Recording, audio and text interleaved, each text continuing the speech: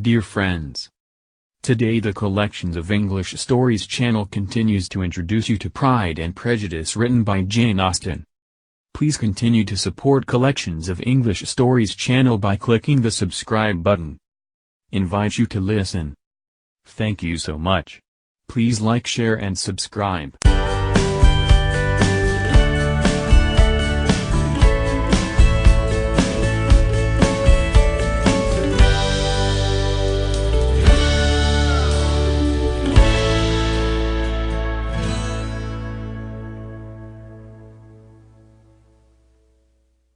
Chapter 23.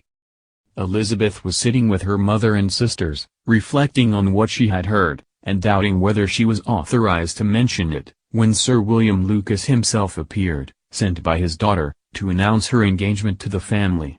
With many compliments to them, and much self-gratulation on the prospect of a connection between the houses, he unfolded the matter, to an audience not merely wondering, but incredulous, for Mrs. Bennet, with more perseverance than politeness, protested he must be entirely mistaken, and Lydia, always unguarded and often uncivil, boisterously exclaimed, "Good Lord! Sir William, how can you tell such a story? Do not you know that Mr. Collins wants to marry Lizzie?" Nothing less than the complacence of a courtier could have borne without anger such treatment, but Sir William's good breeding carried him through it all. And though he begged leave to be positive as to the truth of his information, he listened to all their impertinence with the most forbearing courtesy. Elizabeth, feeling it incumbent on her to relieve him from so unpleasant a situation, now put herself forward to confirm his account, by mentioning her prior knowledge of it from Charlotte herself, and endeavored to put a stop to the exclamations of her mother and sisters by the earnestness of her congratulations to Sir William, in which she was readily joined by Jane, and by making a variety of remarks on the happiness that might be expected from the match, the excellent character of Mr. Collins, and the convenient distance of Hunsford from London.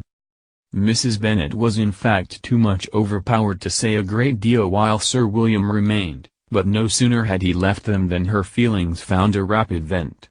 In the first place, she persisted in disbelieving the whole of the matter. Secondly, she was very sure that Mr. Collins had been taken in. Thirdly, she trusted that they would never be happy together, and fourthly, that the match might be broken off. Two inferences, however, were plainly deduced from the whole: one, that Elizabeth was the real cause of the mischief, and the other that she herself had been barbarously misused by them all, and on these 2 points she principally dwelt during the rest of the day. Nothing could console and nothing could appease her. Nor did that day wear out her resentment. A week elapsed before she could see Elizabeth without scolding her, a month passed away before she could speak to Sir William or Lady Lucas without being rude, and many months were gone before she could at all forgive their daughter. Mr. Bennet's emotions were much more tranquil on the occasion, and such as he did experience he pronounced to be of a most agreeable sort, for it gratified him, he said, to discover that Charlotte Lucas, whom he had been used to think tolerably sensible, was as foolish as his wife, and more foolish than his daughter.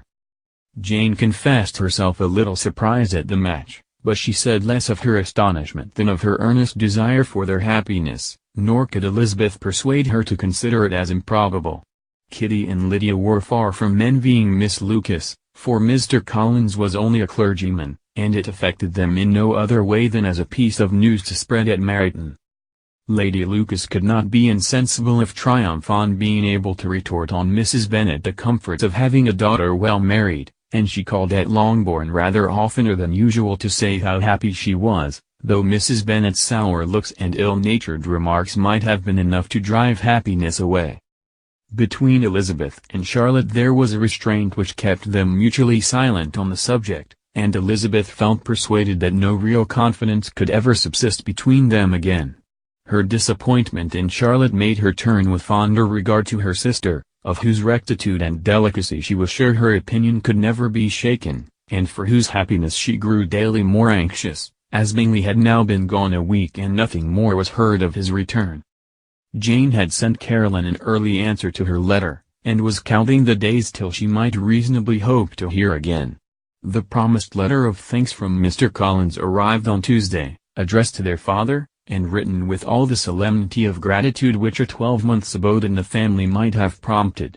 After discharging his conscience on that head, he proceeded to inform them, with many rapturous expressions, of his happiness in having obtained the affection of their amiable neighbor, Miss Lucas, and then explained that it was merely with the view of enjoying her society that he had been so ready to close with their kind wish of seeing him again at Longbourn, whither he hoped to be able to return on Monday fortnight. For Lady Catherine, he added, so heartily approved his marriage, that she wished it to take place as soon as possible, which he trusted would be an unanswerable argument with his amiable Charlotte to name an early day for making him the happiest of men.